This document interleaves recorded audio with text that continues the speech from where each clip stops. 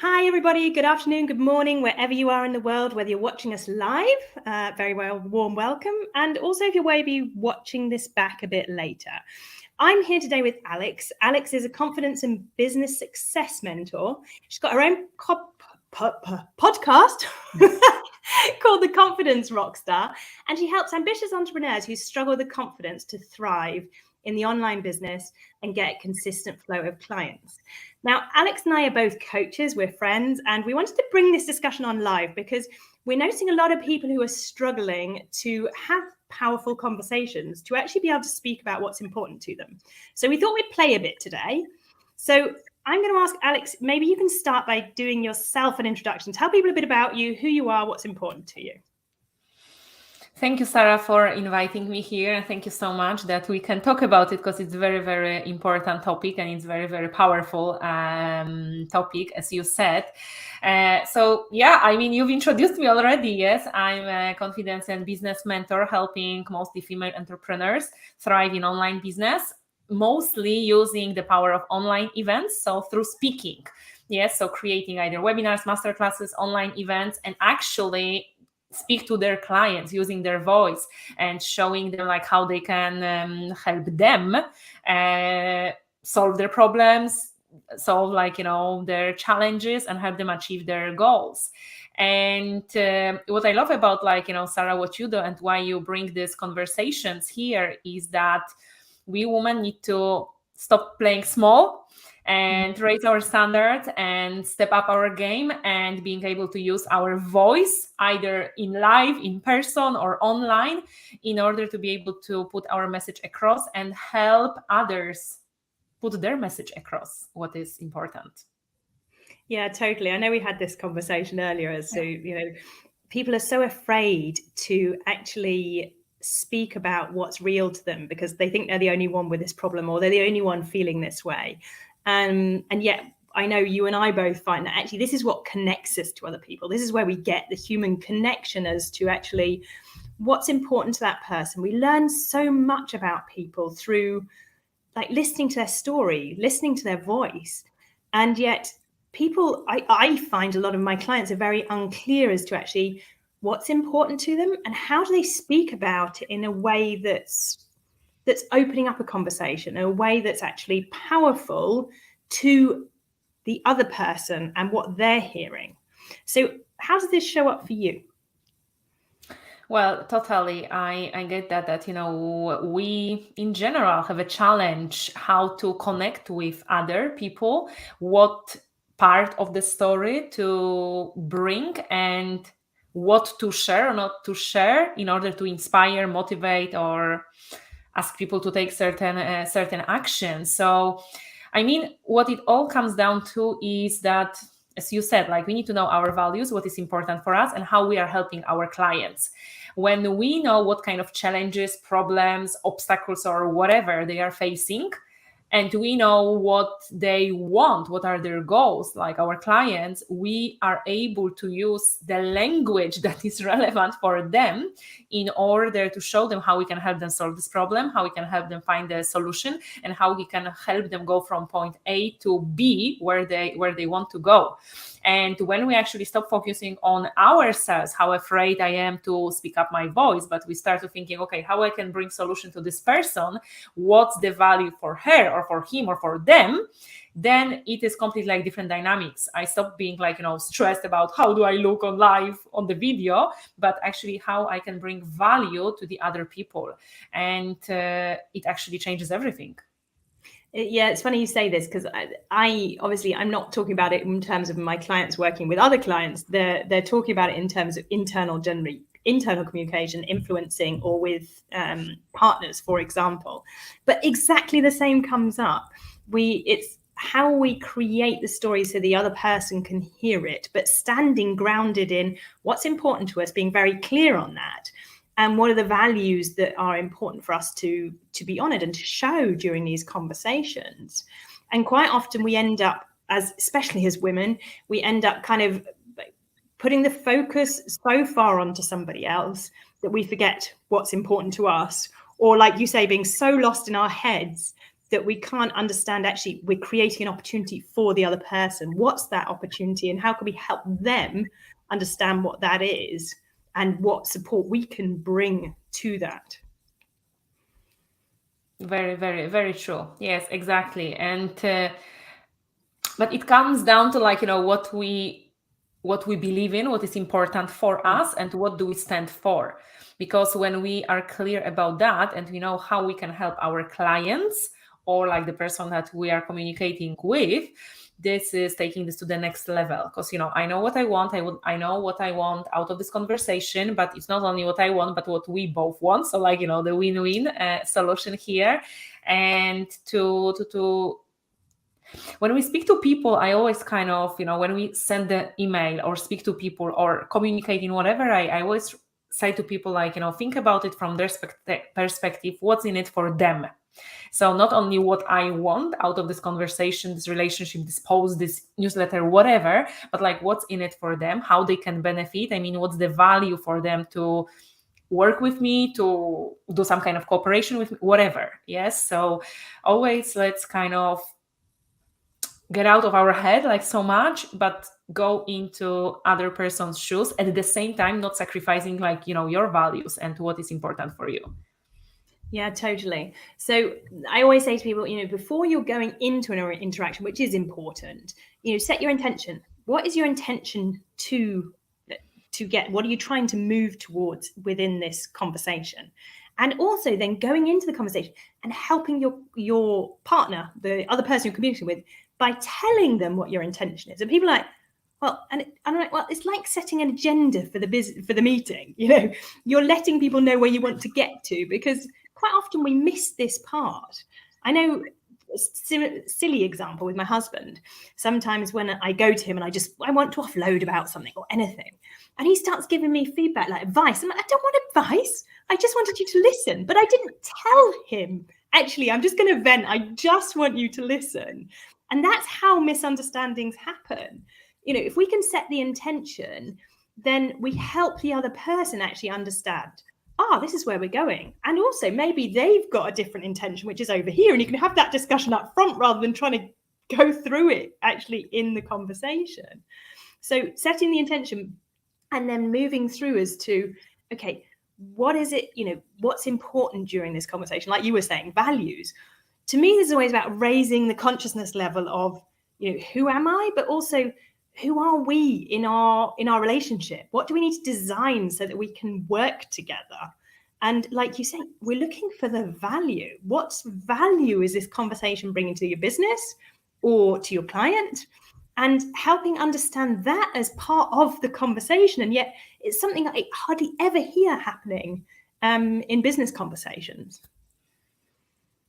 Yes. What do you want? How do you want to help the other person? And I totally, I salute that. Yes, what you just said when it comes to this intention and the simplicity in like communication, because that was a great example when you were talking about like your husband, because first of all, like men and women, we have a little bit different understanding, not understanding, I mean different ways how we run conversation and what we want. But actually it's not like that, there is something wrong with us or with them, that they don't get it or we don't get it. This is just like, the clear communication intention, like, honey, I just want you to listen to me. Or like, Mr. CEO, the purpose of this conversation is X, Y, and Z. So saying this out loud, actually both what's in it for both of us and what we can take out of it. Yeah, totally. So if we move into actually about storytelling, which is kind of like owning your story. I mean, I know you and I both now speak very openly about the things that we've been through, what's brought us here, how the most difficult things in our lives are actually what opens up opportunities. But also this is what brings connection with other people. So can you just talk us through a bit as to why that, or why your story and what's important to you is so important, even in a business context? That's very, very, very good question. You know what, like from my experience, what I see like in my life and with my clients, what I observe is that we are afraid to share our story, because Sometimes we think it's not important. Sometimes maybe it's being too vulnerable. Sometimes it's very personal and other people will not get it. But actually, that's not true. Absolutely. The more I was opening myself up, and also, as I'm saying, it comes down to what you want to share and what you don't want to share. So if some things are like not comfortable for you to share, don't share them. That's fine as well. But media right now, they create this kind of thing like overnight success. Yes, she's the overnight success, he's the overnight success.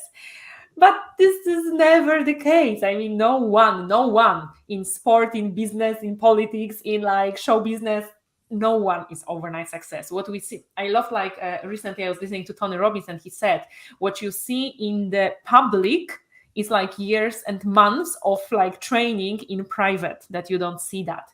And when we actually look at these people like so made up, so perfect online or anywhere, and we see all the successes, we are like, oh my God, he achieved so much, she achieved so much, whatever, she's so perfect, he's so perfect. But actually, you don't know what's going on behind the scenes. You don't know what brought them here, how much work, dedication, sacrifices, like whatever. And when actually like the person who think that, he or she is a god, when actually the person says about some struggles, some obstacles, some whatever, they are more relatable. I think they are like more human. Right. Yeah. And I remember 3 years ago when I've been going through like very difficult time of my life, and I kind of never shared it. And then I actually shared something on social media, and my first sentence was like, this is the most difficult post I've ever written, but I do believe that it may help somebody. And I kind of shared my story, my journey, not like rainbows and unicorns only. It was like, deep, quite deep. So many people were like, I had no idea. Oh my God, I resonate so much. Oh my God. And, I got like, a few clients out of the post of being vulnerable. And I didn't expect that. That was not even my intention. I just wanted to inspire. But actually, I found out that when I shared my story and what I see like with other people, when they open up, it actually brings people closer together. So don't be afraid, to use your voice, because I do believe whatever is personal is universal. And when you start actually showing people some of the, challenges you've been going through, people actually see you more as a person, and they want to connect with you much more. And it actually increases their confidence that they can do this, what you are doing, or what you are helping with them with as well. Right. So it gives them the impression they can create a similar impact, because we're talking about impact here, aren't we? We're trying to help inspire other people to create an impact, whatever that impact is that they want to have in the world. Obviously, we're mainly dealing with people who we want to create, or who want to create positive impact. So we're trying to help them kind of amplify and give them the confidence to stand up and share. And like you were saying, not with the intention of just blah, everything comes out in one go. And, there is a fine line between this. But again, go back to the intention. Why are you sharing what you're sharing? And whenever I'm like showing up on social media, my intention is always, if I can inspire one person to make one change in their life, or have that click of inspiration that they didn't see before, then I've done my job. So that keeps the level fairly low. But it actually is an enabler to just show up and to share and to be honest about what's going on. It's another reason why I do these live, because I want people to see we're perfectly imperfect as well. We don't have everything sussed. And occasionally, like I said at the start, I'm struggling with the word podcast to get out. Okay, oh well. But that's life. And actually, we are all of us real. We all eat, we all sleep. We're all people. So whoever you're dealing with, they're just another person. And one of the most fundamental of human needs is to understand other people and to be understood.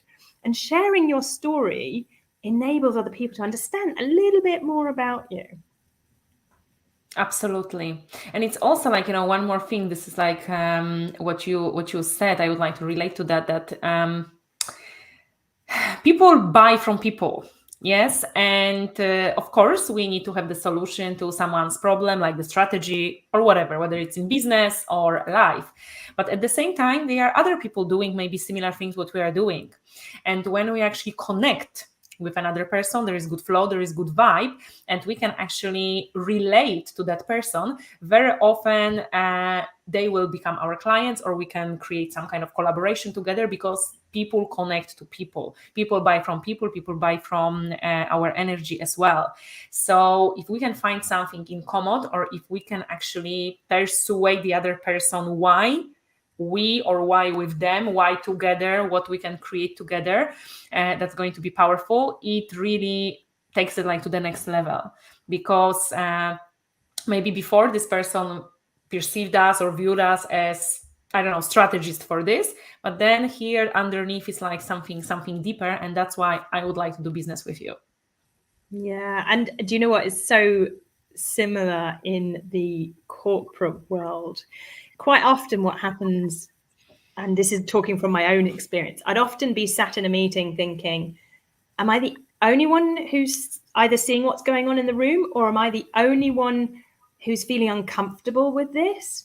And yet, because I felt like I was trying to fit into this mold that I thought they wanted, but I didn't really know what it looked like, I kind of almost shut off my voice in many instances, which meant that, and don't get me wrong, I wasn't quiet, but I was very cautious as to what I was sharing.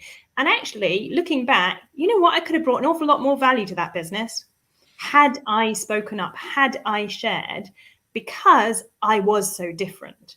And this is always that point, isn't it? That actually, what makes us unique, what makes us different is our superpower, rather than the thing we need to hide away. You know, when we go through teenage years, we're all trying to look the same, we're all trying to sound the same, we're listening to the same music. And actually, the world's boring if everyone looks and sounds the same. And the whole point of bringing teams together, bringing people together, is to create different perspectives, to open up opportunities that you wouldn't see if everyone looked and sounded and thought the same. So that's the other side of it, which I always kind of want to bring out, because I quite often find people wearing this like cloak at work, this invisibility cloak, to kind of almost hide who they are. And yet what you just said really resonates in the fact that actually, no, the power is in, you can really connect with people and bring them on the journey when they understand why. This is very true. And we also say sometimes that I'm afraid to speak up because it's only me, only I have this perspective, and this is weird. This is just, to give you the example of like being a mom. I personally had like the experience that, I really wanted like to be a mom, and I was trying like, to have a child for a long time. And, I was over the moon when I had my baby. And at that time I was living in London together with my husband. My parents came from Poland for like a couple of weeks, my mother-in-law for a week, and then everybody was gone and my husband came back to work and I was alone. And I was like, oh my God. Breastfeeding, nappy changing, breastfeeding, nappy changing, breastfeeding, nappy changing, breastfeeding, nappy changing, and washing, laundry, etc. And I was like, is that my life going to be?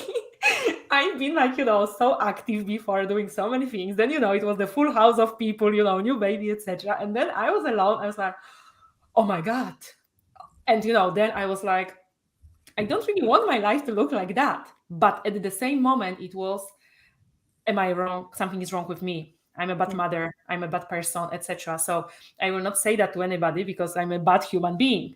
And I even was afraid to say it to my husband. And you know what? Later, when I started actually my first business called Active Happy Mama, and I actually started speaking up about it, like first in private with my friends, it turned out that it was not only me. And they were like, so many women feeling this way, but everybody was so freaking afraid to say it because I'm a bad person. I'm a bad mother. I wanted this child so much.